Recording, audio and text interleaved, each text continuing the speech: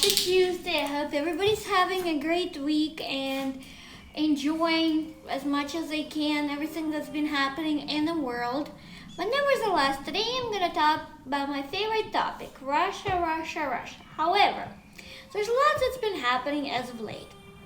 Obviously, a lot of people are aware Navalny got sentenced. His appeal was pretty much the only thing he got out of that appeal is 1 month less for sentencing. But nevertheless, this is what's been happening. This phenomenon has been happening for some time. But now there's a lot of connotations and interesting points that I'm trying to make. And about certain points of Russophobia that is happening on social media these days. And in general, a lot of different phobias and a lot of bans and a lot of things that happen. And this is where it got a lot to be interesting topics of everything like that. I just want to disclose, I'm not a Trump supporter, but nevertheless, when Trump got permanently banned from Twitter, and I understand there's certain tweets that he was making and everything like that, but nevertheless, I always thought every action has a reaction. And I also thought about it from a different perspective. U.S. will be spending a lot of funds keeping Trump and his family safe because he's now the former president, and clearly former presidents get a lot of security, etc. But nevertheless, one would wonder, when you ban someone from a platform like Twitter, and for example, Trump loved social media, the next point would be he would be joining a social media platforms that possibly could have security compromised and a lot of other factors. For example, Parler, his wife has connection with the same arms organizations that Maria Butina was part of. She was actually convicted, served her sentence, and deported back to Russia. Clearly now she's a political analyst in Russia. You can see her on a lot of TV shows discussing different political and geopolitical events. And this is what previously was happening. But now this came with a new vigor again. And this is what I've been noticing, and I had a personal experience the other day with something like that, which I found to be very odd. And it was one of the social media platforms, one of the actually movie producers from New York. His last name is DeHall, and he does produce, but he's not that big of a producer, but still, he's a producer. He posted a topic specifically stating that anybody who likes Stalin is horrible, and this is what made in Russia looks like. This is basically paraphrasing, but this is what it started. Of course, I responded to the topic. Obviously, I don't support Stalin in any way, shape, or form. But nevertheless, I pointed out that Stalin was actually born in Georgia. He was not born in Russia. And clearly, given the time when Stalin was in power and everything like that, Georgia was not part of Soviet Union. Therefore, he was a Georgian born, even though obviously he was ruler of the Soviet Union and everything like that. I got a pushback immediately. The comment came back from this producer claiming that why am I in the West if I'm supporting Russia, and how convenient, when it's convenient for you, you don't claim that Stalin is Russian. And then it made me think about another point. Obviously, I ended up blocking individual because clearly I did not think that individual had the right sound of mind and what he was saying, and clearly was involved in some type of Russophobia. But this is what I actually thought about this. There's people, and he's out of New York, there's a lot of people who have this kind of views. And the problem with this kind of views, I'm not saying Russia and US are friends, I'm not saying anything of the above, but what the question ponders with all of that specifically is that Georgia, who's an independent nation now, they're actually working hard to do a lot and help NATO. Their soldiers were involved in helping the West in Afghanistan and everything like that there. A lot of people have been advocating that Georgia should be part of NATO for the amount of work it does.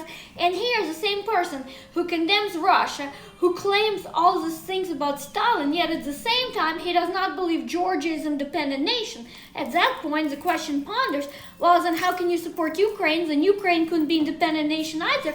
At that point, this is part of Soviet Union. And this is the rhetoric that I encountered myself even. And then the question was, why am I in the West? Clearly, I'm here since childhood, and clearly my parents came here and brought, so for better life, etc. But this video is not about my personal life, but nevertheless, when questions like that ponders, and always my question and in logical sense, you wonder, anyone in America, unless you're a native, your family came here, your parents came here, but at the end of the day, yes, we're all American, we're all Canadian, once you live here, etc. And obviously, for me, the only home I ever had was the West.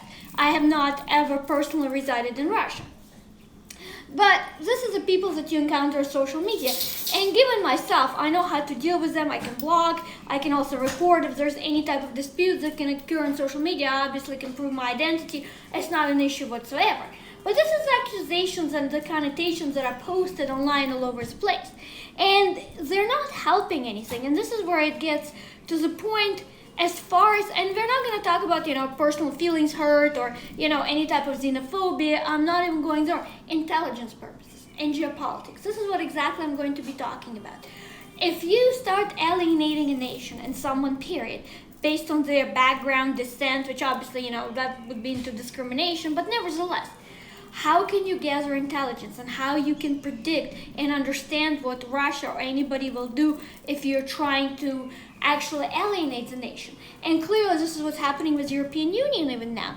They want to implore additional sanctions against Russian leaders. And at the same time, in the same breath, Germany, for example, is saying they still want to have dealings with Russia. Well, you can't have your cake and eat it too, in a sense. And at the end of the day, what will end up happening is that if Russia shuts off fully, and there's going to be a digital iron wall, like Great Firewall of China, for example, what will end up happening? There'll be a lot of problems for intelligence gathering. That means if Russia cuts off EU, the diplomats would have to leave. Therefore, the intelligence gathering, because a lot of times diplomats, obviously a lot of them are intelligence officers too. Everybody knows that, journalists, etc. This is not something new. So that means they would have to leave. Therefore, the West will not have a good grasp of Russia, what is actually happening. Because once you close off someone and push against the wall, the reaction will not be what someone is expecting. And even though all these protests that are being organized, they're not going to be long lasting. This is clearly, Putin will not allow that to happen. And at the end of the day, yes, you can keep doing it, but what would be the final outcome of that? If everything that Reagan did, and obviously Reagan did a lot, and it took Gorbachev and everything to actually weaken Soviet Union, where it eventually broke down in the horrible 1990s that people encountered after her war from those republics, including poverty, high crime, a lot of state resources were stolen. I'm not even going to go down the historical lane of all of this. But at the end of the day, once the country closes off, you'll have no influence of anything. Media, young people, anything. One big part, radio liberty, it's very important for the West. And if, never mind that it's already registered as a foreign agent in Russia, if Russia closes off, all of that would have to go underground. And at the end of the day, you will not have the same reach. And also a lot of people, including young people, there's certain type of connotation when the word foreign agent is mentioned. Foreign agent means someone who's not good for Russia or foreign, clearly. So, and doesn't have Russian interests. And that is what I keep trying to convey. And a lot of times I see the speeches and I see a lot of it, and I understand geopolitics and I understand big game and a lot of pastoring and different verbatim is used. But when it comes back down on social media and blocking, and at the same time, basically if someone posts something and if you comment, and if you are of Eastern European descent, suddenly you're accused of, why you in the West, you clearly like Russia. Well, no, there's nothing to do with liking or disliking Russia. For an average person, it doesn't matter if you live in the West, in Russia, or any part of the world, the most important topics are economy, because they would like to have a better life, their financial, any type of inflation, when that happens, when there's lots of jobs, there's high numbers of poverty, crimes, that would actually concern an average consumer. An average person is not concerned about Navalny, for example, and what is happening in Russia. The average person is concerned of their well-being, even though this is being spearheaded. At the end of the day, this is not what everybody's concerned. Eventually, every hype and every story dies down. This is what will happen with Navalny, what will happen with anything else. Skripal case, it was huge, pertaining Novichok poisoning. Now, how many people really truly remember it unless something specific comes along? And this is what I've been trying to convey in my video. And also, as far as the security breaches, if you block everybody, and let's say every Trump supporter gets blocked over social media, and as I pointed out, I'm not a Trump supporter. And what will end up happening is they'll start flocking to Russian social media platform, for example, Vkontakte and everything else. And I'm not saying anything right or wrong with it, but at the same time, those social media platforms have their server storage in Russia. What does it mean, server storage in Russia? That means the Western and American, Canadian, Western European nationals who join those platforms, their personal information, because obviously in order to register you need to provide some type of information, will be registered in Russian servers. It could be used later, it could gain particular information, especially if the algorithm is being tracked, what the person watches, reads, and as everybody knows these days, even Facebook, how much intrusion it is in personal lives, even with Alexa, Google Alexa, like everything we use these days, internet. So why is it, and this is what kind of point out, it's one thing to be cautious of Russia and understand under intelligence perspective that Russia and US are not friends. Russia and US have polar opposite interests in geopolitics and intelligence and everything else. At the end of the day, they're competing nations as far as the military might, geopolitical interests, power, influence, and everything like that. So when you start alienating one another, then you revert to a full Cold War scenario. Except now there's much more tools and technology. If during Soviet era internet wasn't prominent in cyber attacks, now there's a lot of hybrid warfare that is happening. There's a lot of things that are happening with much far reach and much more consequences. And I'm not advocating to allow free for all, but at the same time, I think the Russophobia part is actually once you lose track and vision of what's important, and you lose track and vision of actual information, and information is always the key for risk assessment, risk control, any type of preventative measures, and how the strategy should be looked at. When you lose all of that in sight and you just see people, and I consider, for example, a movie producer someone to be of a certain prominence and has certain influence among society, doing that, what do you expect everybody else to react? And he's reacting in such measures, for example, even towards myself, who is not even a Russian national. I have not ever resided in Russia, and I have not ever held a Russian citizenship. He automatically assumes, based on my last name, that I am Russian, and automatically assumes immediately that I support somehow Russia when I only merely pointed out about Georgia.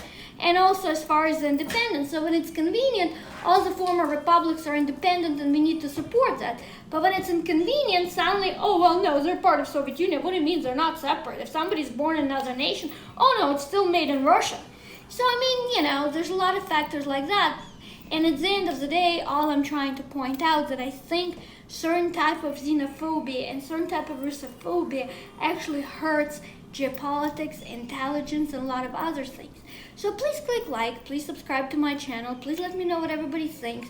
What do you think the best strategy as far as social media can be? We'd love to have a discussion. Thank you for watching, and I hope everybody has a wonderful day. Thanks again.